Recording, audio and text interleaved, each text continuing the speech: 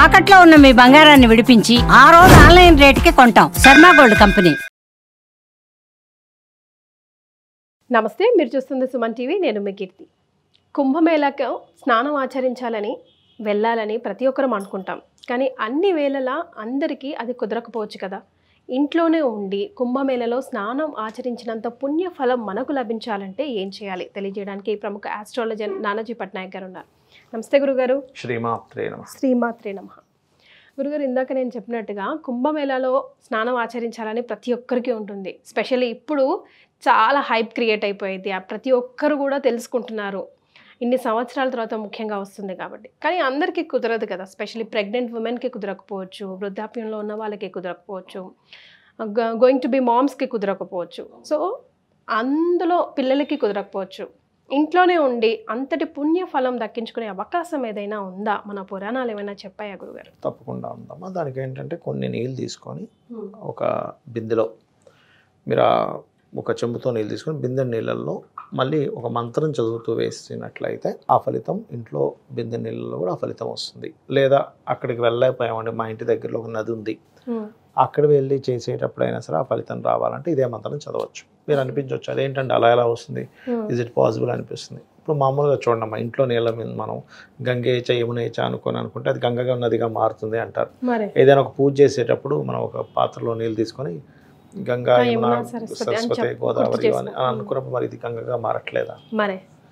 అది మారినప్పుడు ఇది కూడా మారుతుంది. ఏది ఎవరికి ఇంకా వెళ్ళలేము, మాకు అస్సలు కుదరట్లేదని అనుకునేవారు మాత్రమే చేయాలి, అందరూ వెళ్ళకుండా ఉండడం కాదు.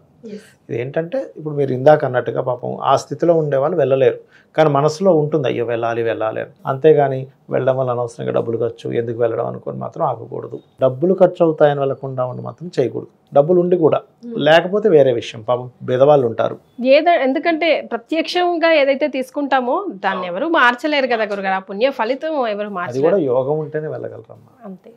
యోగం లేనిదే మీరు అక్కడ దాకా వెళ్ళి కూడా వెనక్కి వచ్చిన వాళ్ళు ఉన్నారు. అక్కడికి వెళ్ళాక ఏదో అయింది అయ్యో ఇట్లాగా నేను వెనక్కి వచ్చేసిన వాళ్ళు, ఏదో ఫోన్ కాల్ వచ్చిందని వెనక్కి వచ్చిన వాళ్ళు ఉంటారు. ఎందుకంటే 144 సంవత్సరాలకు ఒకసారి ఆ యొక్క మహాకుంభమేళా వస్తుంది అంటే అందులో మీరు స్పర్శిస్తున్నారంటే మామూలు విషయం కాదు. ఆ వాటర్ని ఎందుకంటే అమ్మా అది కేవలం మనం ఏదో అనుకుంటున్నాం, ఏదో వెళ్తున్నాం స్నానం చేసి వచ్చేస్తున్నాం కాదు. అక్కడికి రోజు నిత్యము కూడా అందులో ప్రత్యేకంగా కొన్ని విశేషమైనటువంటి రోజులు ఉన్నాయి. మొన్న అమావాస్య వచ్చింది, పౌర్ణమి, పంచమి, ఇట్లాంటి రోజుల్లో ప్రత్యేకంగా దేవతలు, యక్షులు, గంధర్వులు, సిద్ధులు అందరూ వచ్చి స్నానం చేసి వెళ్తారు. వాళ్ళు స్నానం ఆడి వెళ్ళినటువంటి మనం ఆ నదిలో కనుక వెళ్ళినట్లయితే మనకున్నటువంటి పాపరాశి దగ్ధమవుతుంది అనేటువంటి భావనతో మనం వెళ్ళి స్నానం చేస్తూ ఉంటాం. సరే, ఇప్పుడు మీరు ఇందాక అడిగినట్టుగా దానికి ఏదైనా మంత్రం ఉందా శాస్త్రాల్లో అంటే ఉంది. అది నేను ఇక్కడ రాసుకున్నాను చెప్తాను మీకు. దానికి ఏం లేదు. త్రివేణి మాధవం సోమం భారద్వాజ్వంచ వాసుకిం, భారద్వాజ్వంచ వాసుకిం. ఓకే. వందే అక్షయవటం శేషం ప్రయాగం తీర్థనాయకం. ఇంతే. ఇది అనుకొని భక్తి శ్రద్ధలతో ఒక చెంబు నీళ్ళు మళ్ళీ అందులో పోసి ఒక్కసారి ఆ నీళ్ళు చల్లుకొని స్నానం చేసినట్లయితే ఖచ్చితంగా ఆ యొక్క ఫలితం వస్తుంది. ప్రయాగ్రాజ్లో స్నానం చేసిన ఫలితం వస్తుంది. డబ్బులు లేవు కదా, అనారోగ్యంతో ఉన్నాను కదా, ప్రెగ్నెన్సీతో ఉన్నాను కదా, వెళ్ళలేదని బాధపడాల్సిన పని లేదు. ఇది ఒక మార్గం. ఇంకోటి ఏంటంటే కొంతమంది ఆ నీళ్ళు ఇంట్లో చల్లుకోవాలనుకుంటారు. ఇదే మంత్రాన్ని చదివి ఒక చెంబు నీళ్ళలో అలా కొన్ని అక్షింతలు, అదేవిధంగా కొన్ని యాలకులు, ఒక కర్పూరం బిల్లా వేసి ఈ మంత్రాన్ని చదువుతూ వాటిని ఇట్లా కలిపి అదే నీళ్ళలో ఇంట్లో మూలల్లో జల్లాలి. చాలా మంది ఇంట్లో నీళ్ళు జల్లాలంటే ఇల్లు మొత్తం జల్లేస్తారు. ఎందుకంటే వాటిని మళ్ళీ తొక్కుతాం కదా, అందుకని ఇంటి మూలలు ఉంటాయి, కార్నర్స్ లో మూలం జల్లాలి ఎప్పుడు కూడా. ఎవరు తొక్కని చోట జల్లాలి. అదనమాట. ఇప్పుడు చాలా మంది చూడండి, ఇప్పుడు కలశం పెట్టుకుంటాం. ఇప్పుడు మన శ్యామలా నవరాత్రులు అయ్యాయి. నవరాత్రుల సమయంలో కూడా కలశాలు పెడతారు, అందులో వాటర్ పోస్తాం. కొంతమంది బియ్యం వేస్తారు, మేము వాటర్ పోస్తాం. చాలా మంది ఏం చేస్తారు, ఆ వాటర్ ఏం చేయాలి అర్థం కాదనుకుంటారు. ఆ వాటర్ని ఈ 9 రోజులు చేసినటువంటి ఫలితం ఉంటుంది కదా అందులో, ఆ శక్తిని ఇంటి మూలల్లో చల్లితే మనకి ఇంట్లో ఉండేటువంటి నెగటివ్ ఎనర్జీస్ ఎక్కువగా మూలలను ఆశ్రయించి ఉంటాయి అంటుంటారు. అదేవిధంగా మూలలకి మనకి దిశా దేవతలు ఉంటారు. ఇంట్లో ఉండేటువంటి ఎనర్జీని పెంచిన వాళ్ళు అవుతారు. ఇంట్లో ఉండేటువంటి నెగటివ్ ఎనర్జీ పోవడం జరుగుతుంది. ఎప్పుడైతే ఇంట్లో నుంచి నెగటివ్ ఎనర్జీ పోయిందో వాళ్ళు చాలా హ్యాపీగా ఉంటారు ఇంట్లో ఉండేవాళ్ళు. అది ఎస్ మనకి ఎవిడెంట్ గా కనిపిస్తూ ఉంటుంది కూడా. Exactly right. మీరు వెళ్ళొచ్చారా గురుగారు నేను ప్రయాగ్రాజ్? వెళ్ళానమ్మా. ఎలాంటి అనుభూతికి గురయ్యారు గురుగారు? చాలా అద్భుతమైన అనుభూతి. ఎందుకంటే అక్కడికి వెళ్ళినప్పుడు చాలా మంది సిద్ధులు మీరు గమనించండి. అంటే మీకు వినే ఉంటారు ఆల్రెడీ, ఇప్పటికీ కూడా వెళ్తూ వెళ్తూ మాయమైపోతాడమ్మా మనిషి. అంతర్ధానం అయిపోతారంట కదా గురుగారు? అలాగా అంటే వాళ్ళు ప్రత్యక్షంగా మీరు చూసారా? చూసారు.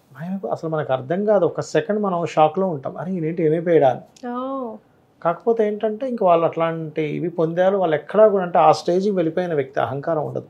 మరి ఎవరో కొంతమంది యూట్యూబ్లో చూపిస్తుంటారు పెద్ద పెద్ద కేకలు వేసేసి అది ఇది టూట్ అంటారు. కానీ నిజంగా సిద్ధులైతే అస్సలు 1% కూడా వాళ్ళకి అహంకారం కానీ ఏమీ ఉండదు. అలా వస్తారు, స్నానం చేసుకుంటూ వెళ్ళిపోతారు. అంటే ఇక్కడ మనం అర్థం చేసుకోవాల్సింది ఏంటంటే అంతటి శక్తులు సాధించుకున్న వాళ్ళు కూడా వచ్చి స్నానం చేయడానికి వస్తున్నారంటే ఎంత గొప్పదైతే అక్కడికి వస్తారు. Something is there. కొట్టివేయడానికి లేదు. శక్తులు ఉన్నాయి, నేను వెళ్ళాల్సిన అవసరం ఏముంది అనుకోవట్లేదు. ఆయన మాయమైపోయే మనిషి వచ్చి స్నానం చేస్తున్నారు. అంతే కదా? అంతే కదా గురుగారు. అది అర్థం చేసుకోవాలి ముఖ్యంగా. అదొకటి.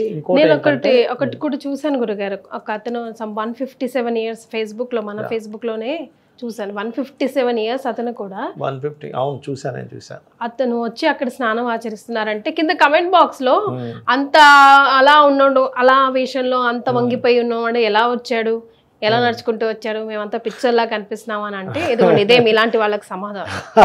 అంతే కదా గురువు గారు? ఎగ్జాక్ట్లీ. నువ్వు నమ్మకపోతే నమ్మకు, నమ్మే వాళ్ళ ఇది ఎందుకు పాడు చేస్తావు అనిపిస్తుంది.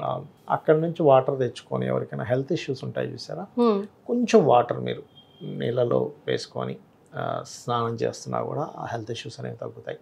ఓకే. ఆ వాటర్ తీసుకొని యాక్చువల్గా ప్రయాగరాజ్ కానీ మీరు కాశీ దగ్గర ఉండేటువంటి నది ఉంటుంది చూసారు, ఘాట్ దగ్గర, ఆ నీరు మీరు ఎంతకాలం మీరు ఇంట్లో పెట్టినా సరే పురుగు పట్టదు ఆ నీరుకి. అవునంట. కానీ కాశీ నుంచి వాటర్ తెచ్చుకోవద్దు అంటారు కదా గురుగారు, మహాశ్మశానం అని అక్కడ నుంచి వాటర్ తెచ్చుకోవద్దు అంటారు. కానీ ప్రయాగరాజ్ నుంచి తెచ్చుకోవచ్చు. కాకపోతే కొంతమంది సిద్ధులు కొన్ని దేవతా సంబంధించిన కార్యక్రమాలు తెచ్చుకుంటారు కొంతమంది. అంటే కొన్ని ఏంటంటే మహాభస్మంతో చేస్తారు. అంటే మనకి భస్మ దాంతో కూడా చేస్తారు.